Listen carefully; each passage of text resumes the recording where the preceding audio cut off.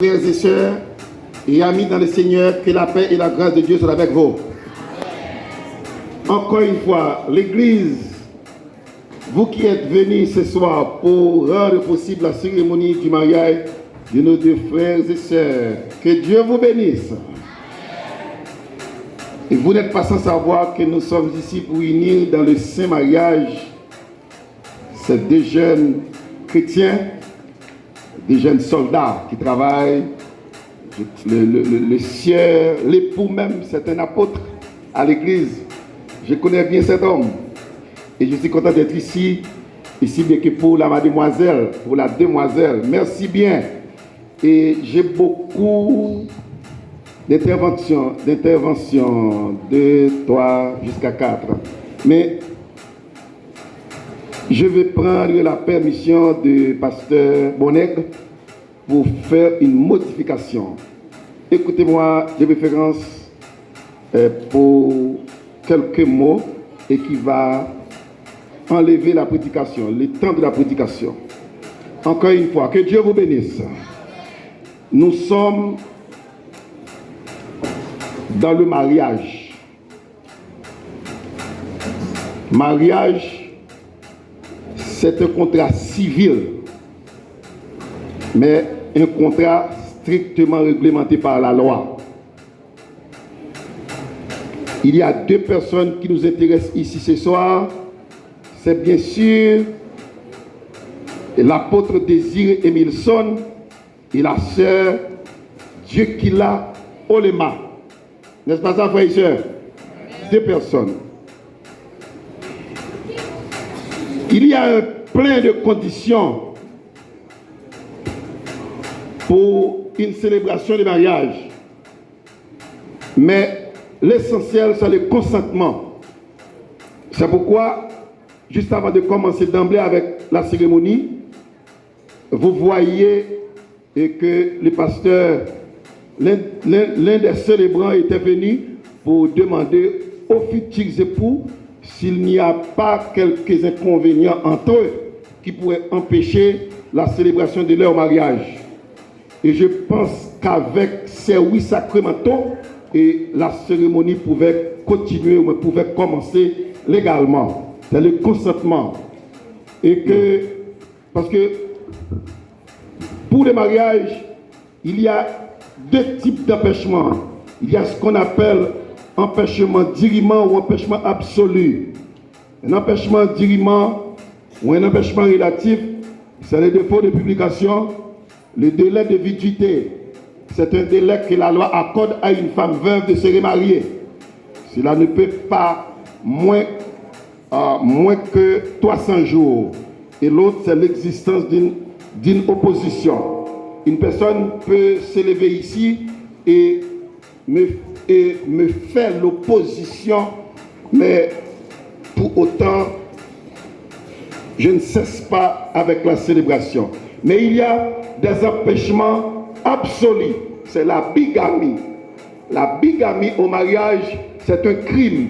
C'est le fait à un homme ou à une femme qui veut convoler une seconde noce sans la dissolution de la première noce. C'est la bigamie. S'il y a la cause de bigamie, le mariage n'est pas possible. L'inceste, lorsque ce sont deux parents proches qui veulent convoler le mariage, frère, sœur, père, mère, mère, père, fils, mère, fils, père, fille, etc. Et encore, nous avons la clandestinité du mariage. Le mariage ne doit pas être célébré de la clandestinité. Quand au mariage, cela doit être public. C'est pourquoi on a réuni toutes ces personnes ici. Pasteur Vano est venu de Miragouane. Pasteur Bonnègre a fait pas mal de publications. Il y a tant de prédicateurs, tant de pasteurs.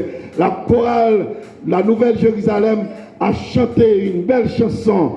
Les musiciens sont là pour jouer. Non, c'est public, c'est ouvert. Le mariage ne doit pas être de la clandestinité. Et le dernier empêchement que je vais prononcer, c'est l'incompétence de l'officier de l'état civil ou du ministre religieux. Quand le ministre religieux est incompétent, on peut dire que c'est un grand empêchement. Mais grâce soit rendue à Dieu, tous ces empêchements-là, nous pouvons les brûler avec facilité. Amen. Amen. Amen. Le mariage,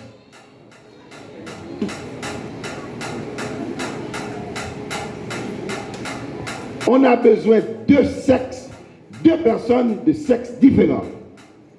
Il est vrai qu'on entend dire dans le monde, soit en Haïti ou à l'étranger, deux garçons se marient, deux filles ou deux femmes se marient, mais la Bible dit, la Bible nous apprend, la Bible nous enseigne que le mariage se fait avec un homme et une femme. Et c'est une condition sine qua non.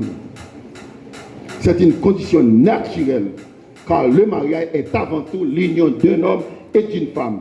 C'est ce qu'on est en train de faire ce soir. Nous sommes en train d'unir le bien-aimé avec la sœur Dieu qu'il a dans le mariage. Oui, il y a des responsabilités qui découlent du mariage.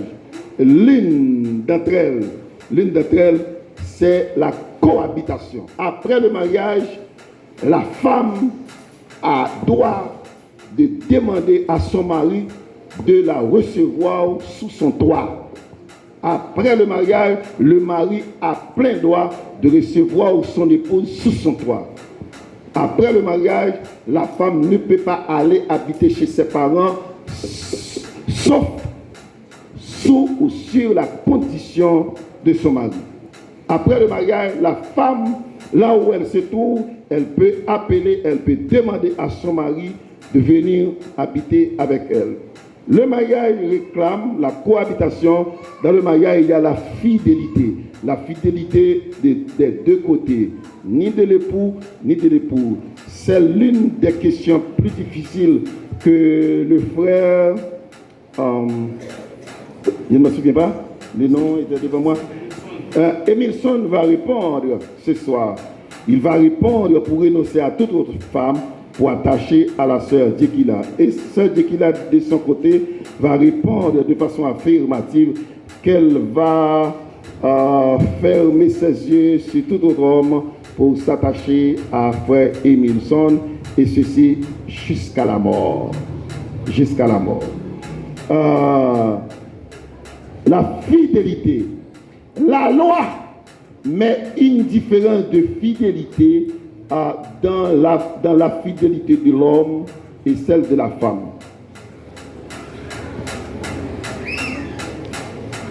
L'homme, la loi, pas la Bible, se révèle infidèle quand il a commis un acte d'adultère avec une autre femme, si et seulement si c'est sous les toits marital. Il est infidèle. Mais alors, la loi toujours dit que la femme, partout où elle se donne à une autre femme, elle se révèle adultère. Mais pas devant Dieu. Devant Dieu, vous êtes deux frères et sœurs, deux chrétiens, deux élus, deux appelés. Et la Bible dit avant tout que le mariage soit honoré et le lit conjugal exempt de toute souillure. Et alors, il faut faire très attention à ce que la loi dit et ce que la Bible dit. L'assistance. Après le mariage, le mari a droit. C'est une responsabilité pour assister ton épouse dans tout ce qu'elle entreprendra.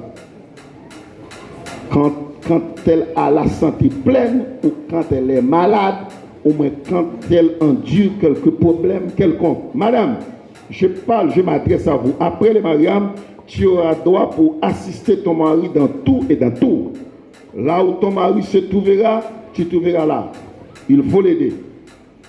Il faut l'accompagner dans quoi que ce soit.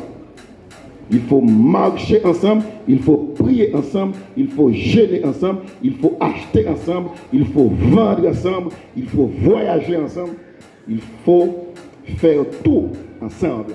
Parce que vous n'êtes plus deux, d'après le Seigneur. Il est vrai, même qu'après le mariage, ce seront toujours deux têtes, deux expériences, deux connaissances, deux capacités, deux savoirs.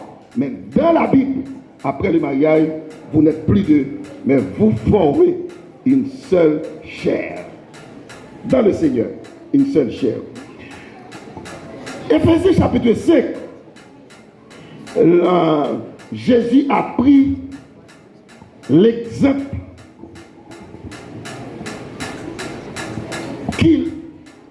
d'amour qu'il a effectué pour son Église avec celui du mari pour sa femme. La Bible vous demande, monsieur, d'aimer votre femme comme Christ a aimé l'Église. Comme Christ se livrait lui-même pour l'Église, la Bible vous demande de vous livrer vous-même pour votre femme. L'amour que le mari doit avoir pour sa femme est sans pareil, est sans condition, est inégal. L'amour que le mari doit avoir pour sa femme. Et la Bible demande que la femme doit être respectueuse, mais doit respecter son mari. Mais l'homme, vous devez aimer votre femme comme Christ a aimé l'Église. Après le mariage, les parents, les témoins et les pasteurs, nous serons contents d'entendre que les mariés vivent dans l'amour. Et c'est ce que nous attendons. C'est pour cela que je suis venu. Il n'y a pas trop de temps, peut-être quelques jours, Pasteur Bonnec m'a appelé pour me dire que Pasteur, nous aurons un mariage le 17. Votre présence s'avère nécessaire parce que ce sont deux jeunes de l'Église qui vont signer dans le mariage. L'homme est un apôtre, est l'un des apôtres de l'Église. La jeune fille, c'est une jeune fille qui travaille à l'Église, qui participe dans tout et dans tout. Je répondais, oui, pasteur, je viendrai. Parce que c'est mon affaire, c'est mon travail, c'est ma responsabilité. Mais je suis venu pour vous encourager, non seulement aux deux personnes qui se marient aujourd'hui, mais vous qui êtes dans la salle, qui s'étaient déjà mariés. Je vous conseille encore de continuer à vivre sous les toits maritales, comme c'est le vœu de Dieu. Marie, aimez votre femme. Femme, ne cessez pas de soumettre à vos maris parce que le Seigneur les demande. L'amour, l'amour, l'amour. Et la Bible donne une importance tellement capitale au mariage et la Bible nous fait connaître que Jésus a effectué son premier miracle dans une noce au Cana en Galilée. Et le mariage, vous venez de l'entendre dans la prière du pasteur Bonnec, que le mariage c'est la première institution que le Seigneur Dieu a créée. La première institution que le Seigneur Dieu a créée. C'est pourquoi nous nous sommes rassemblés ici dans cet endroit pour obéir, pour observer le commandement du Seigneur. Parce que nous sommes là ce soir pour instituer cet homme et cette femme dans le mariage.